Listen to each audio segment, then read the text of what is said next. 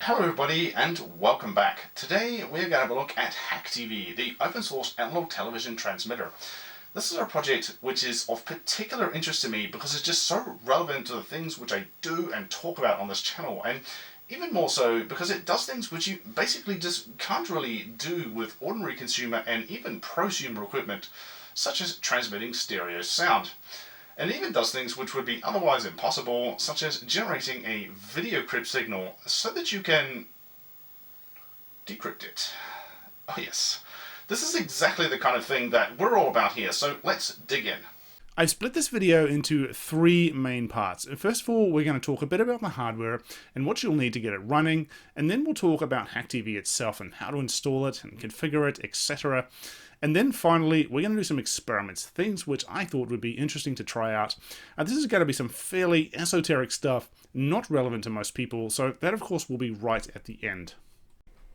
Right, so first of all, the hardware. The preferred hardware platform for HackTV is the HackRF1, a common software-defined radio, which presumably is what the project takes its name from. Now, it's important to point out that HackTV is compatible with many different SDRs of varying quality, so if you're only paying $100 or so for it, it's probably not going to perform all that well, but it'll probably work. Now, for people who are familiar with traditional television transmission and actual analog modulators and what have you, the idea of a software-defined radio transmitting a television signal can seem kind of mystical, but I can assure you it definitely isn't. First of all, let's have a look at the block diagram of the HackRF1, and we're going to focus our attention on two functional blocks, the analog front end and the transceiver. A transceiver is little more than an IQ modulator, and the front end is basically a pair of DACs generating the I and Q signals. I'm going to link to more information about that in the description, but the long story short is that IQ modulators are able to modulate any kind of signal when provided with the appropriate inputs. The input data to those DACs comes from your computer and is generated, of course, by software, and this is why software-defined radios can basically do everything. Yes, there is an ARM CPU on the HackRF, but in terms of what you're transmitting, it's a pass-through.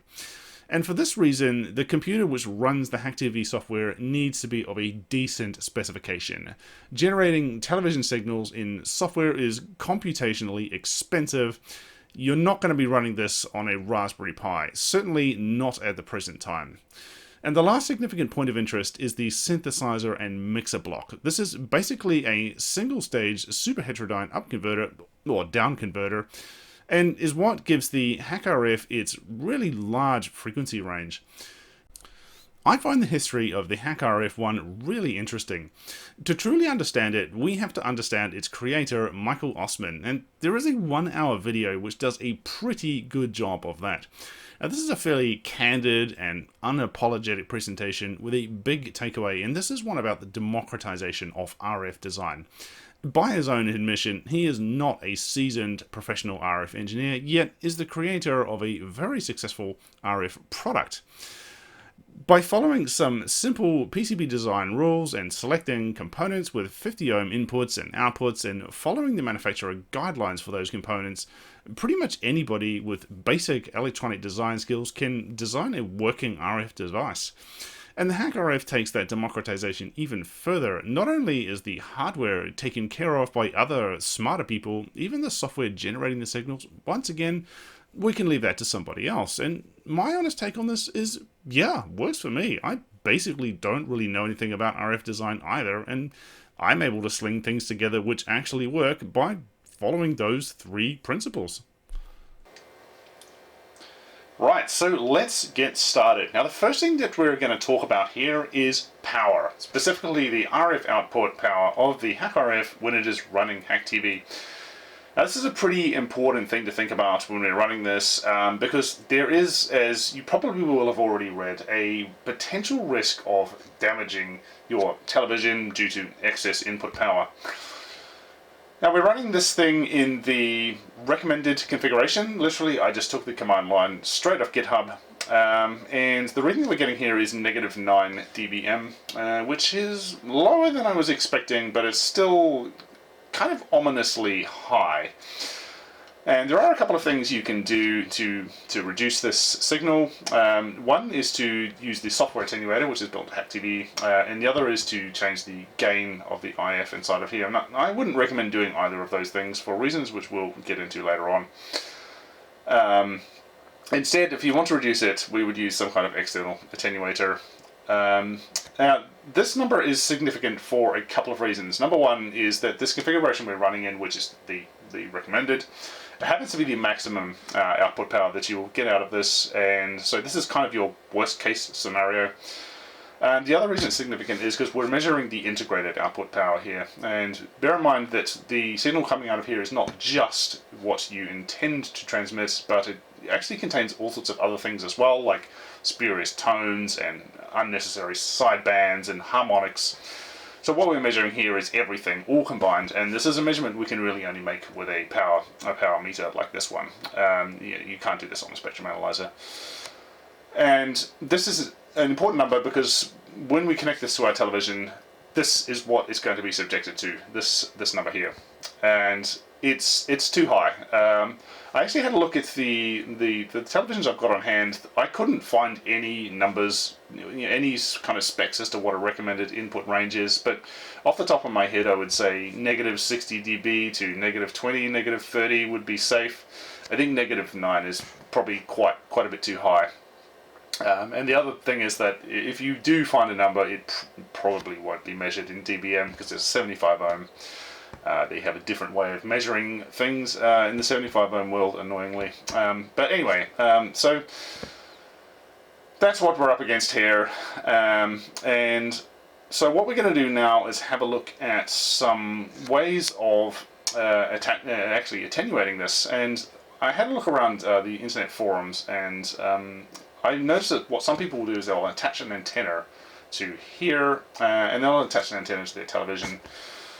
But yes, that definitely will attenuate your signal and deliver it at a reasonable level, but the couple of reasons I wouldn't recommend doing this, and that's what I just mentioned, is that you're not just transmitting your TV channel that you intend to transmit, you are transmitting other things which potentially may be harmful. And the other reason, particularly in the United Kingdom, is that the moment you attach an antenna to a device like this with even the intention of transmitting an analog television signal on a UHF channel, which, let's face it, is what you're going to do, you are committing a criminal offence. Right, so let's leave it this here, and we'll have a look at some ways which we could attenuate this. For today's demonstrations, certainly the ones where I'll be connecting the HackRF directly to my TV, this is how I'm basically going to be doing it.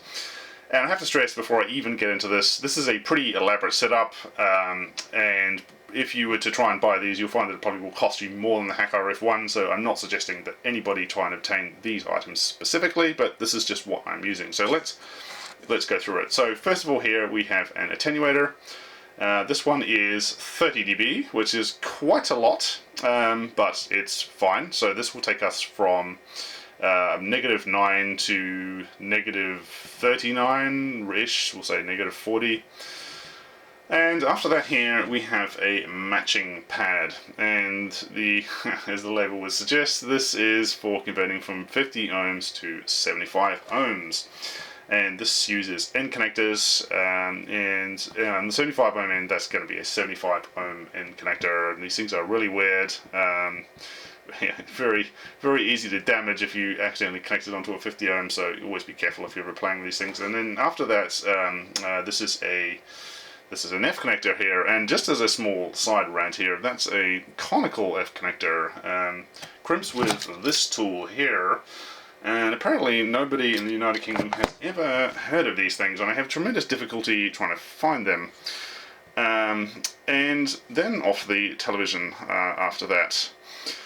Now, as I said before, I'm not suggesting that you try and use exactly this setup here, but what I'm just saying is that these are the things that you will want to consider in connecting, in that number one, you need to attenuate a bit.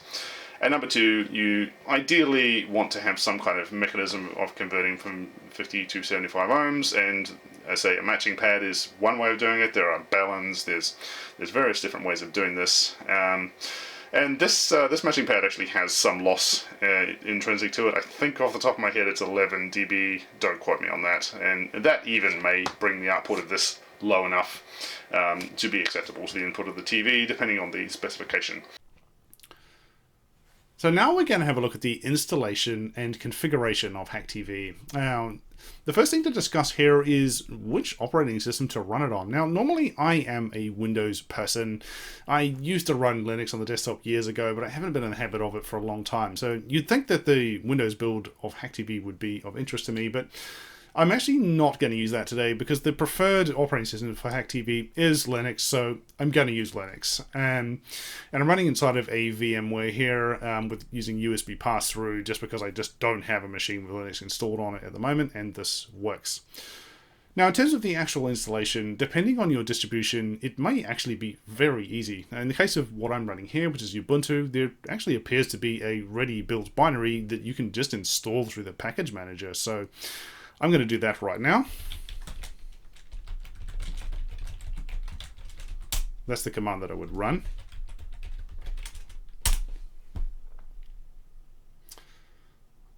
I got my password wrong. It says that it's already installed there, but previously I ran that command and that installed it, and once that's been done, you can basically just run it like this. And it's got a really nice built-in help here, like all the options are described. I mean, this goes on for pages and pages and pages, so it's really worth having a read of this first and foremost. Now, in terms of how we're going to run HackTV, there is actually a separate project called HackTV GUI, which I'm going to use for today's demonstration. You have to install Java 11 first and download the jar file for it, but once you do that, you can basically just run it with this command line here. So we're just going to run that. There we go. So here's our HackTV GUI. So this interface here, I think for people who just use HackTV very occasionally and don't really do anything much with it, this probably isn't really worth the hassle. But for people who use it all the time and you want to play with all the options and even just to see what all of the options are graphically, then this is really helpful. And it's definitely very helpful for today's demonstration because, of course, I can show you all of the options in a nice video. And what I'm going to do is go through the most common, most relevant options for typical HackTV usage. Now, HackTV has all sorts of curiosity features built into it, which I'm not really going to cover today, but maybe I'll cover them at some point in the future.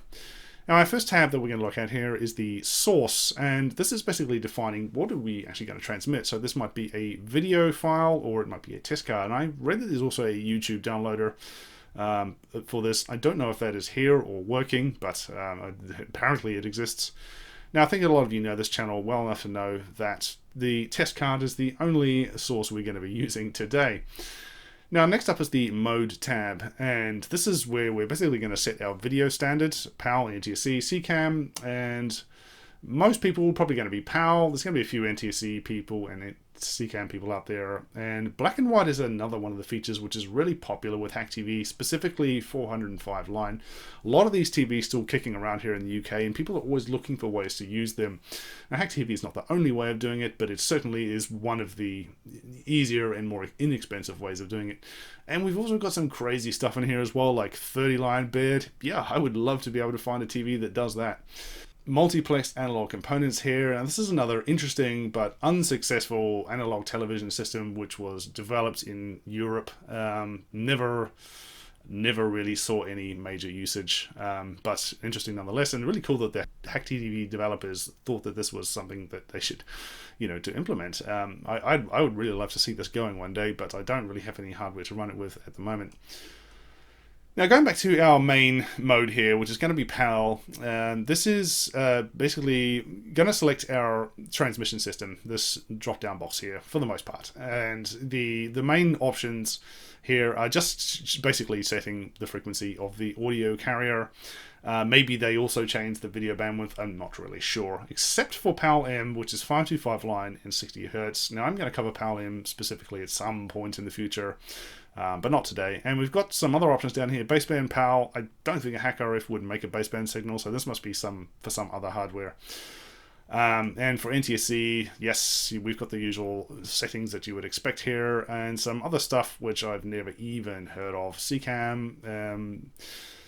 Oh, we have a CCAM I. That's handy for me. That'll work nicely with my TV. Baseband again. That's not going to work with the HackRF. And right, so we'll go back to here, and we're going to choose PAL I. Now, for me personally, PAL BG is my preferred system. This is what I grew up with. It's the most common system, but because of where I live, it's very hard to find vintage PAL BG receivers. Most of what I end up with is PAL I, so I'm just forced to work with this.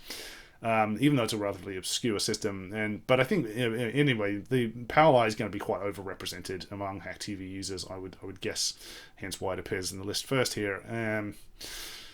So select PAL I. Now audio options. Notice that we have NICAM, which is cool. This is a really unique feature for HackTV. There's, as I said in the introduction, there's just really short of pulling out huge pieces of broadcast equipment. There's just no other no other easy way to do this really. And we have A2 stereo here as well. I think there certainly used to be some cheap-ish modulators which did that, but it's disabled at the moment, and that's because we've got System I selected. Now, Swike Hamilton never came to any System I countries, so it's not a thing. But if we select BG, then yep, we have it, and when I select that, it should unselect NICAM, which it did, which is correct.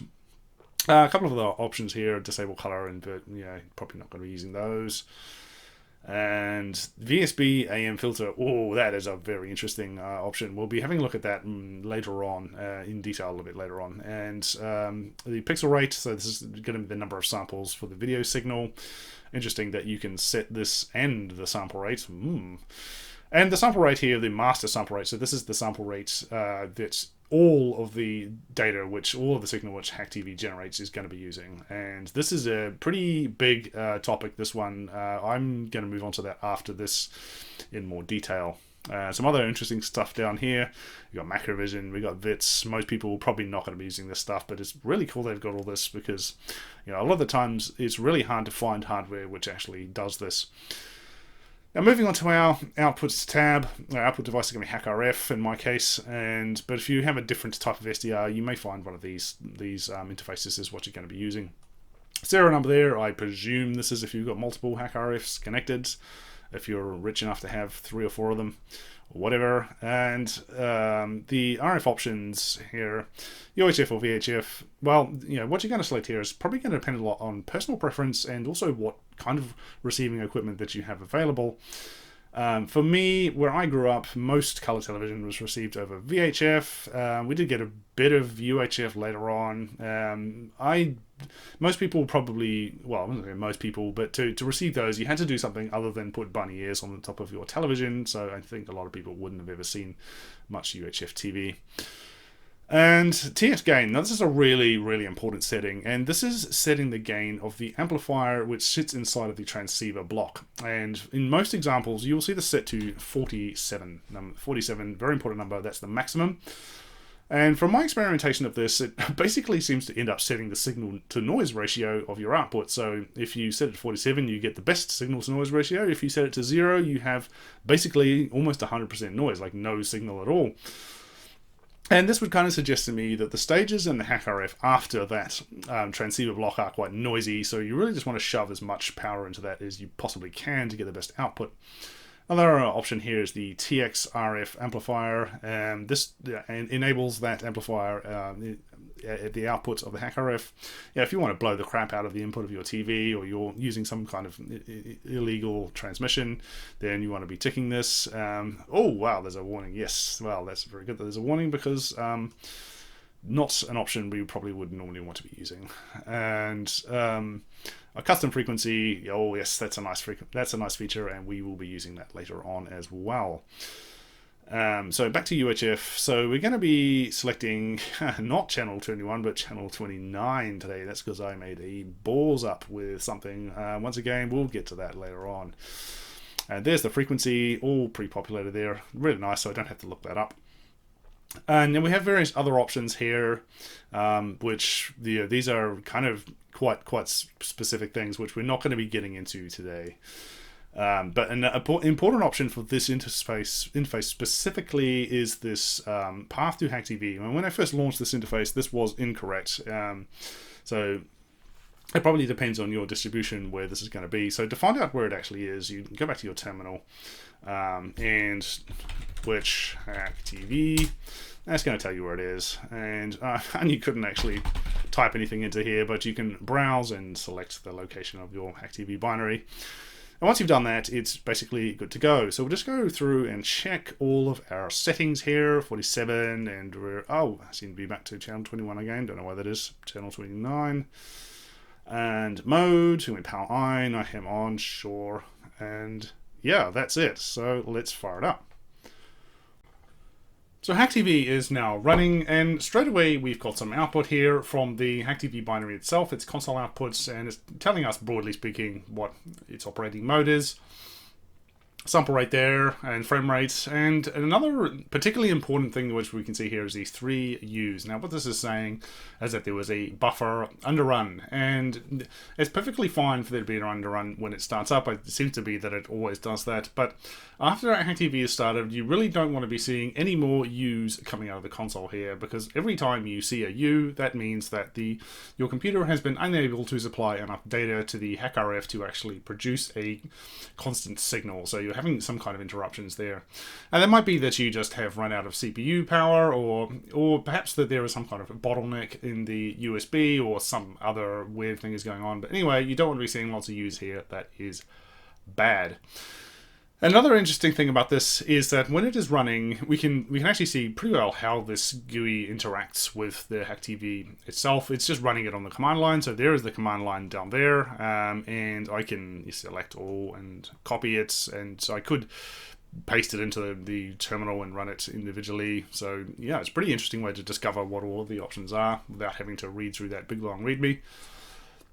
I was kind of hoping that this might have some kind of IPC or something, so you could change all the settings at runtime, but yeah, I guess that would probably be a lot of work to add that, and not really a lot of use, really. So when we be changing the settings, what you're going to be doing is pushing this stop HackTV button. I guess this is going to send a kill signal, yeah. So then you would go and change your settings, and then run it again, and then it fires it up again. So anyway, that is how it works. So that's going to be the end of the configuration and installation demo. And next, we're going to start having a look at the actual output of it. Well, here is the output of our HackRF1 running HackTV, and this is the HackTV test card, which appears to be unique to HackTV. I really like this. So as soon as you see it, you know you're looking at HackTV. It's got everything that you need in it. But straight away, we've already seen something kind of interesting here, and if we look up close, there's these bars. Within the bars, there's these little stripes, around about 6 or so stripes per color bar. And filming CRTs is kind of hit and miss. You probably will be able to see them in the grayscale most clearly. They're actually visible all the way up, but I actually watched this footage, and they're not actually that visible, but they're definitely visible down there. And I was really intrigued to know what is actually going on here. And I asked about this, and I was told to go and fiddle with the sample rate, so I did. And lo and behold, fiddling with the sample rate does indeed have a significant impact on it. Allow me to demonstrate. So we were running at 16 megahertz, and I've just decreased it down to 15, and suddenly it looks a whole lot better. And let's try another thing. Let's increase it to 17 megahertz and see what that looks like. It's better. What about 17.5?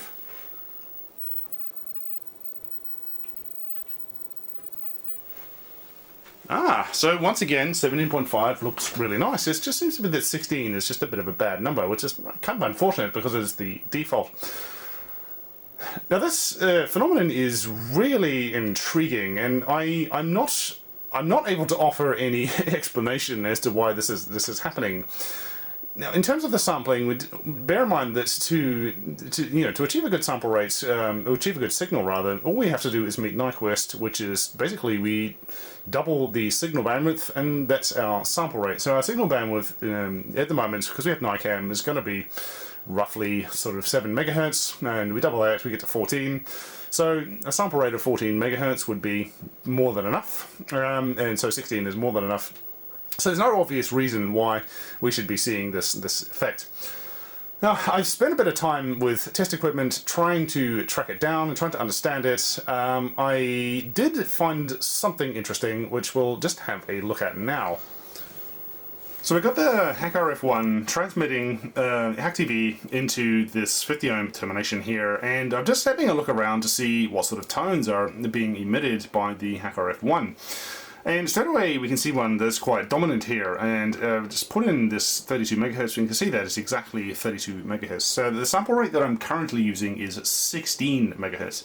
Now bear in mind that for each sample there is actually two samples, one for I and one for Q, so it's not surprising that we would see 32 megahertz there and no obvious sign of 16.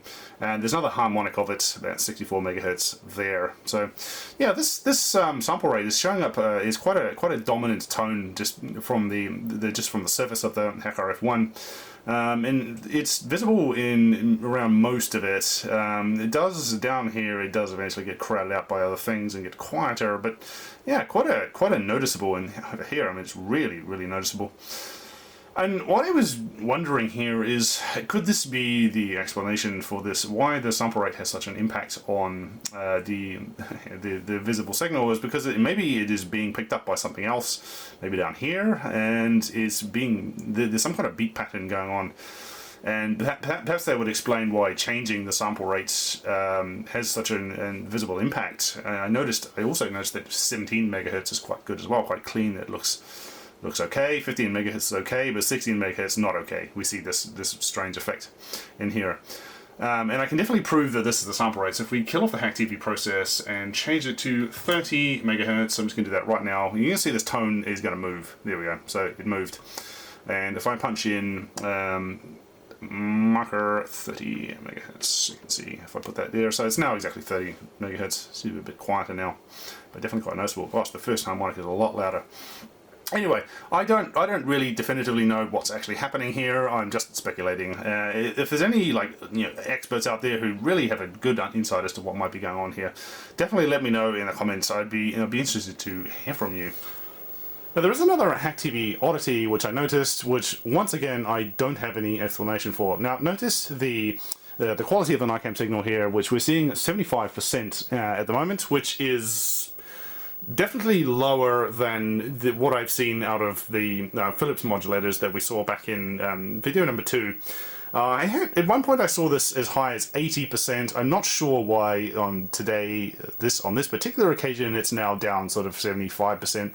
Don't really know why that is. It seems to be quite variable. Maybe something about how I've got this hooked up is not ideal. But anyway, it's perfectly fine. It's just not as good as what we have seen in the past.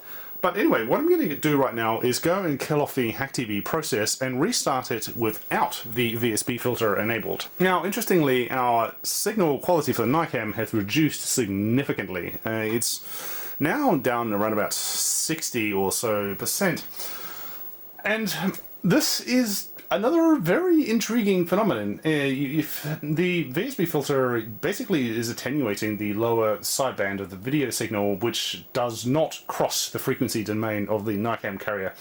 There's really no reason why enabling the VSB filter should have any impact on the NICAM carrier, but it is having an impact. And I was so intrigued by this that I actually went and rebuilt the broadcast NICAM setup, which we saw back in video number 2, and I really just wanted to see what happens when you switch off and on the VSB filter on the modulator.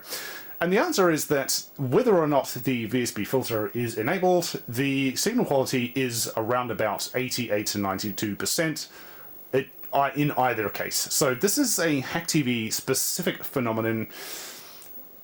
I don't know what's going on here. If there are any experts out there who understand this, please let me know in the comments.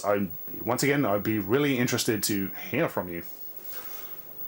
Another just little minor thing that I noticed here is that the reserve sound flag is set. I don't think that's correct, but as I've said in the past, almost no equipment would actually be paying any attention to that anyway, so yeah, it doesn't really matter. that is all of the HackTV functionality I had planned to demonstrate for today, and I know that's not really much in the grand scheme of things because this is a platform which just has so much functionality.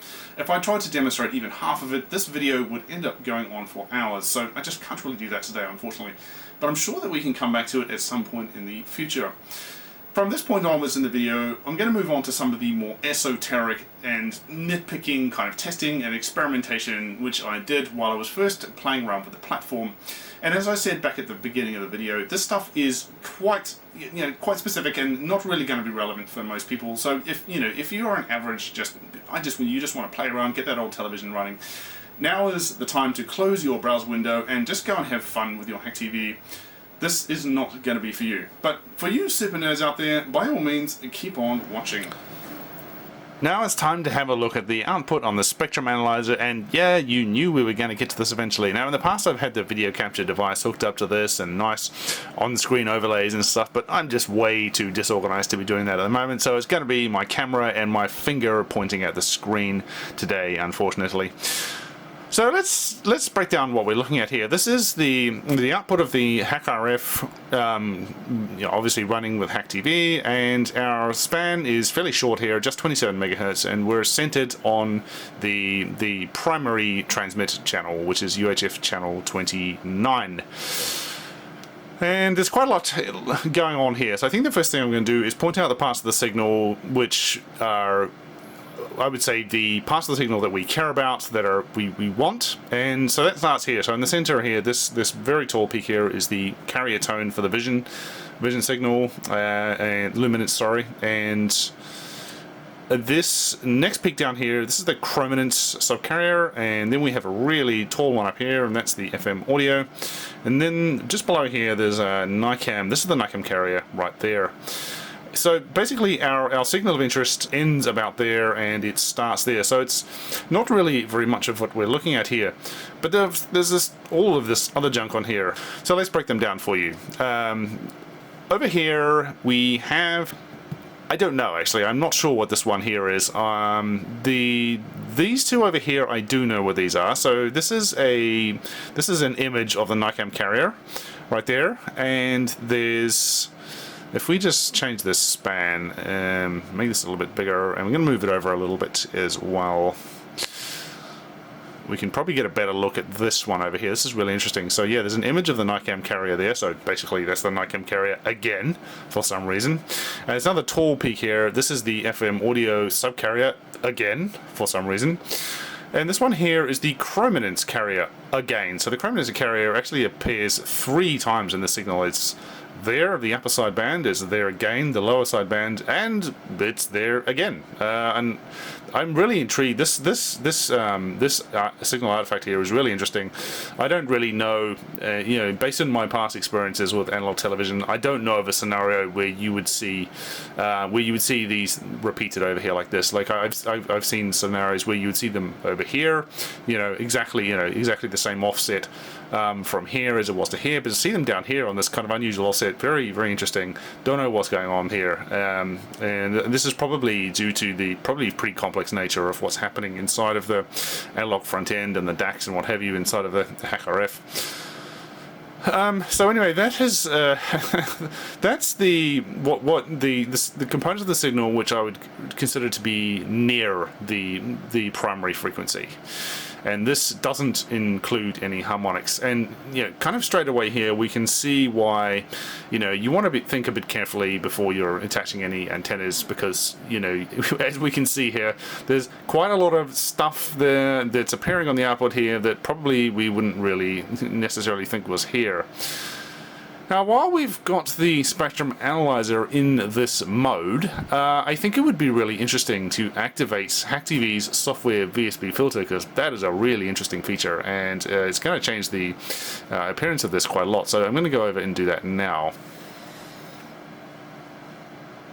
So there we go. Now I've got the spectrum analyzer in averaging modes just to make it a bit more stable, and it just makes it a bit easier to look at. So, as we can see, this looks actually rather different to what it did before. And I think to describe this feature as a VSB filter, frankly, this is pretty accurate. This is definitely a VSB that we've got here, sort of. We can see that the lower sideband of the Vision carrier has been more or less attenuated. Like it's rolling off around about what looks to be the right place. But we just because this is a VSB filter, that doesn't mean that we have got the same output as a VSB modulator, because we still have this other junk over here, the image of the NICAM carrier and the chrominance carrier again. But we have to put things into perspective here. This software VSB filter, it's not intended to make HackTV into a VSB modulator. It is intended for stacking two channels on top of each other. And the deck is fairly clear down here for another channel if we wanted to add another one. It has a way of software mixing two channels together. I haven't actually tried that out yet. So yeah, that looks it looks like it's doing the job. It's pretty impressive, really, that this is all happening in software. But we can see that there's limitations. I would be interesting to hear from any experts about these images here, and whether or not there's any possibility that these could be removed by modifying the HackTV software, or whether or not this is just a limitation of the platform, which I think may be the case. Right, so the next thing to look at is harmonics. Now, for harmonics, we're going to do things a little bit differently. I'm on a UHF channel at the moment. We're going to switch to VHF, and the reason for that is because the harmonics of a UHF transmission are going to be pretty high in frequency, and even just this bit of wire that I'm running the signal through will actually attenuate quite a lot of them and dampen the display somewhat. So let me go and switch this over to a VHF channel so we can have a look at those. Alright, so here we are, and we're on VHF channel 0, New Zealand channel map apparently. This is so long ago I can't even remember what the frequencies were, but I'm presuming that's correct.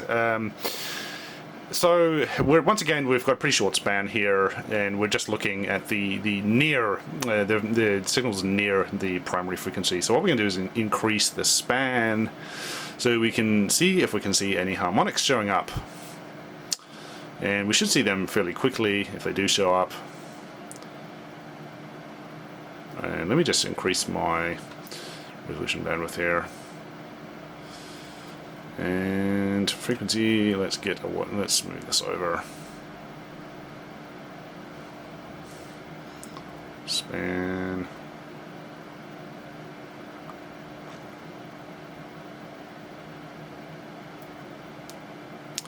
I'm going to check my star frequency to make sure I'm not negative. Yeah, you always got to watch out with the spectrum, otherwise you don't want to have a negative star frequency.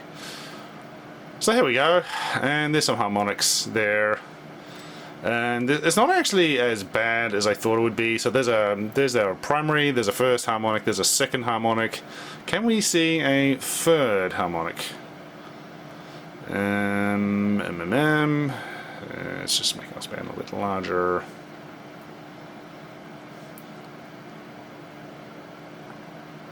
Not really, no. By the time we get to where we would expect to see the third harmonic, there's kind of not really anything much there. So I think the harmonic situation with HackTV is not really all that bad. This kind of suggests to me that the synthesizer in the synthesizer block is pretty decent actually, and doesn't actually generate a lot of harmonics.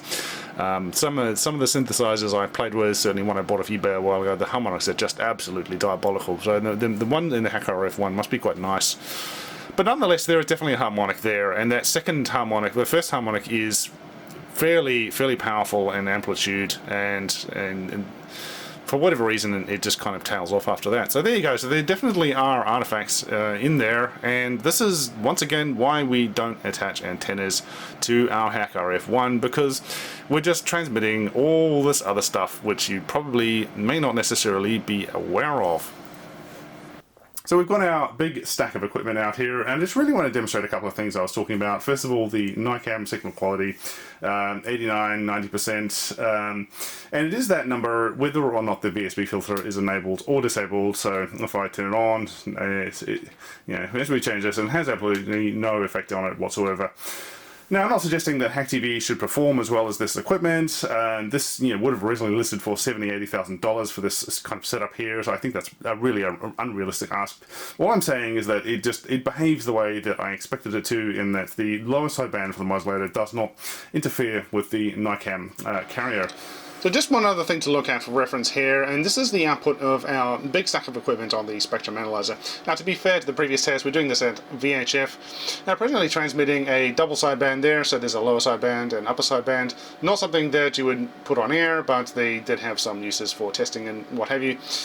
And what we're going to do basically here is look at really just how clean these signals are. And so if we have a look at the span here, increase it up a little bit, and there's absolutely nothing else around our signal here, just completely clean either side.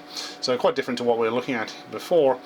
Now if I switch on the VSB filter, it will get even cleaner.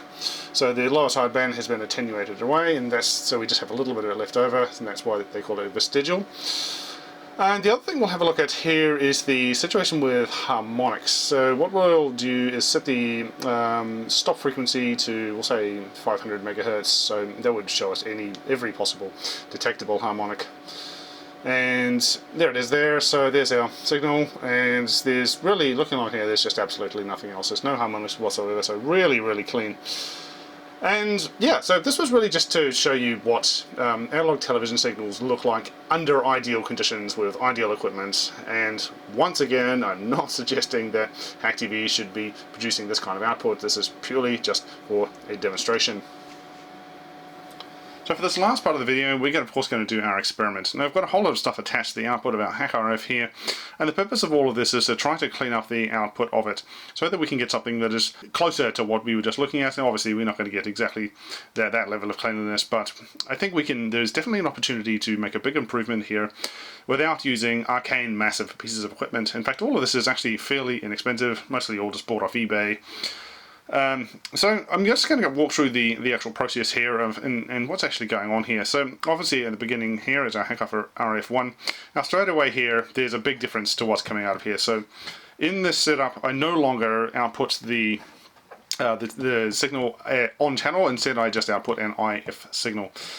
Now I've had to make some changes to the HackRF software to make that possible, because certainly at the moment I don't think it is capable of generating an IF, certainly as far as I can see. So we'll have a look on the spectrum analyzer in a minute to show you what's actually been changed there. Now this here is a VSB filter, and this is going to be working at a low frequency, so 38.9 megahertz. And the reason that we do VSB filtering at a low frequency is because to design a filter VSB filter which worked on channel, so like UHF for example, it's the kind of thing you could make a mathematical model of, but it's not something you would really be able to realize in practice, because the tolerances of the components which would be required to be so tight that it's just impossible. It's just not going to happen. So we do this at a low frequency, and this thing is built around a SAW filter here. These things are kind of knocking around on eBay pretty inexpensively.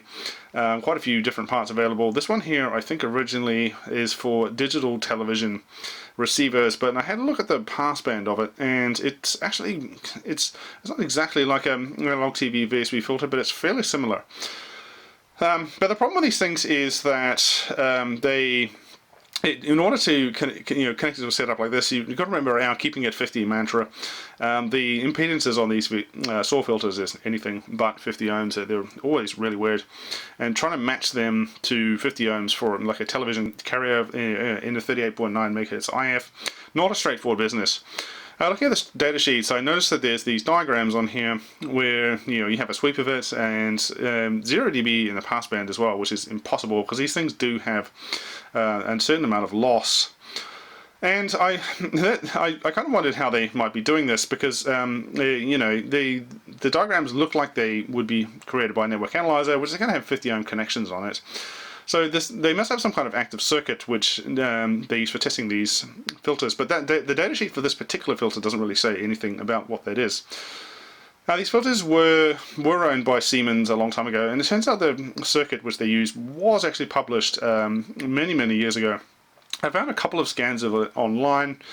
The better of the two, unfortunately, is frustratingly partially illegible. Like, what the heck is this transformer here? So anyway, after quite a bit of squinting and, you know, experimentation and just basically trying to understand how this works, I eventually managed to piece together what all the values of the components are, and basically got it going quite nicely. So we'll have a look at this on the network analyzer in a minute to see what the actual frequency response of it is.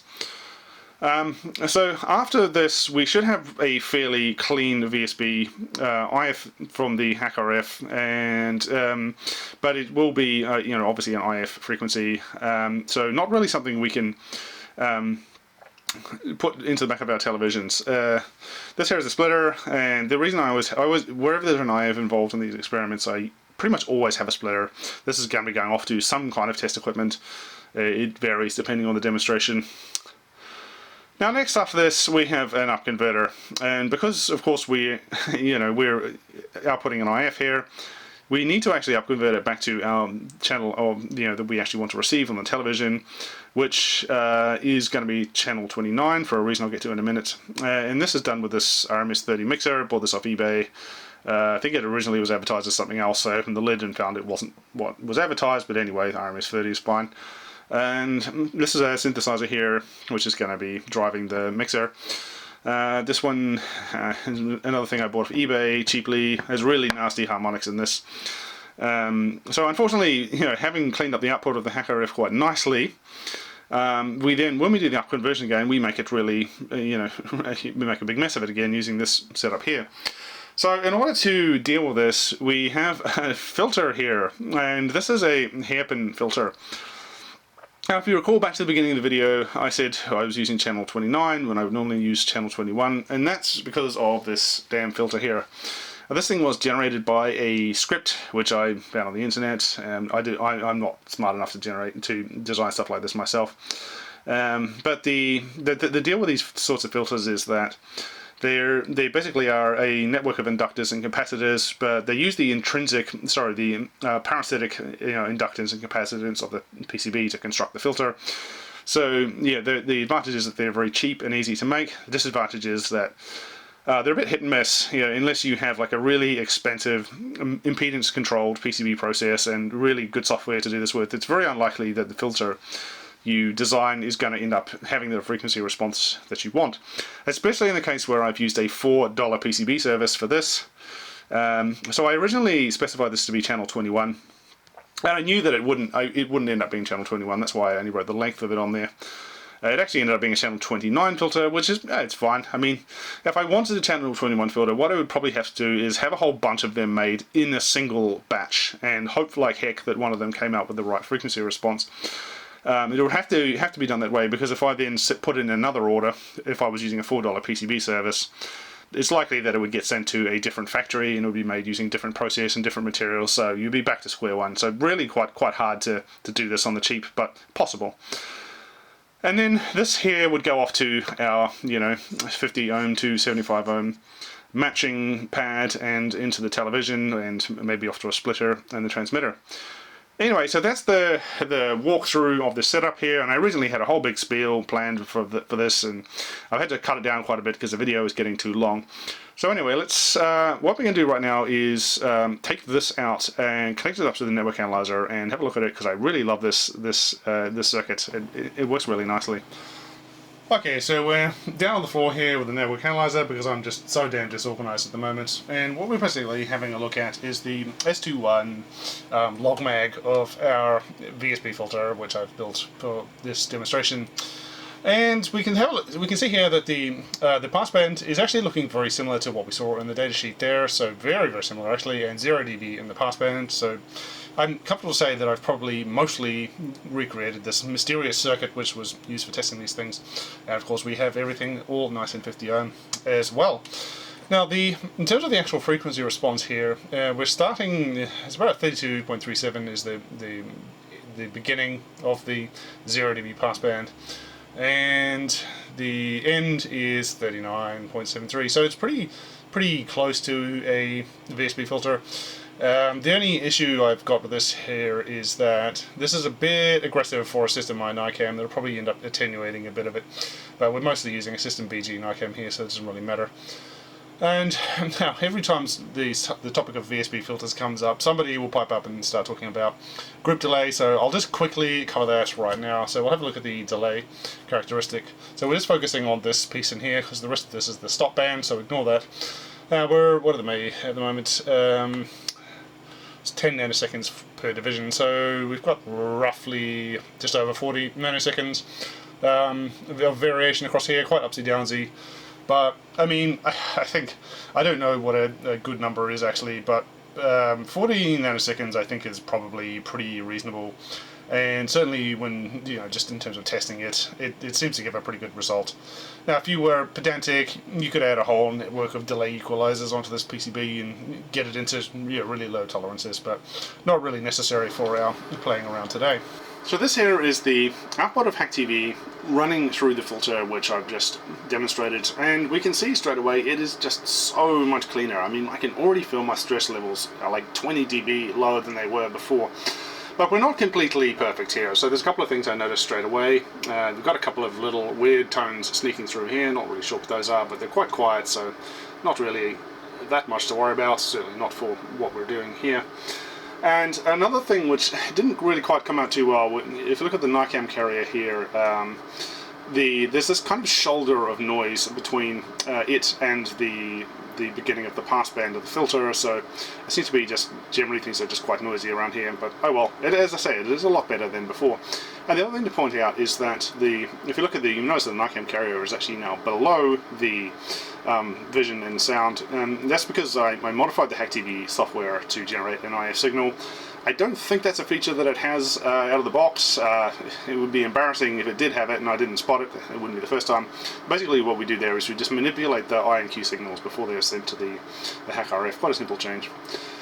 Now the other thing to look at here is the harmonic situation, which is not ideal. So I'll set the stop frequency to 150 megahertz, we'll say. And we see that there are still harmonics. They're significantly less so than they were before, but still there nonetheless. And it's possible that these are sneaking through the power supply of my VSB filter, not through the SAW filter as such.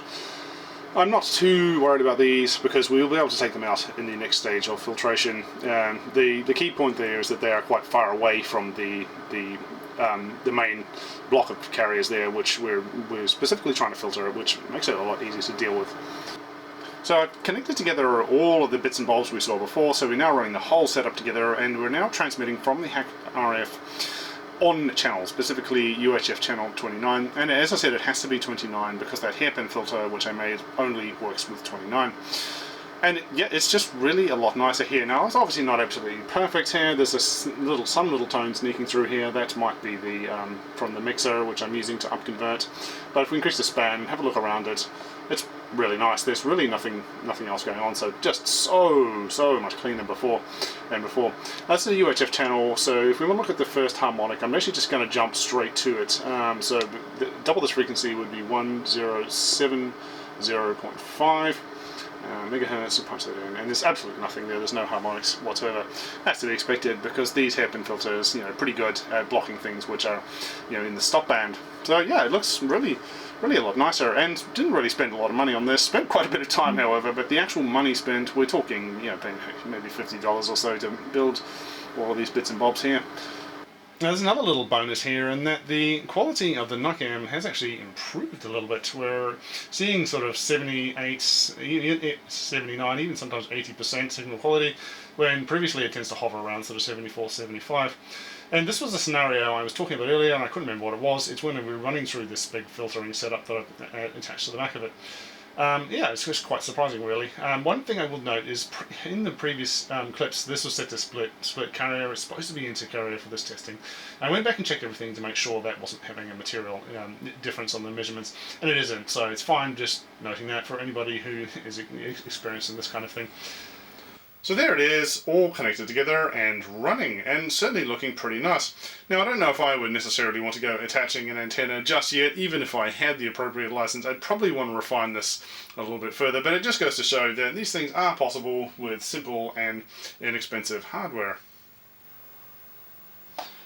Well, that is the end of today's video, and I realized that I probably spent about as much time obsessing over the quality of HackTV's output as I did talking about its actual functionality. And if you did manage to watch this far, it's not as if you weren't warned.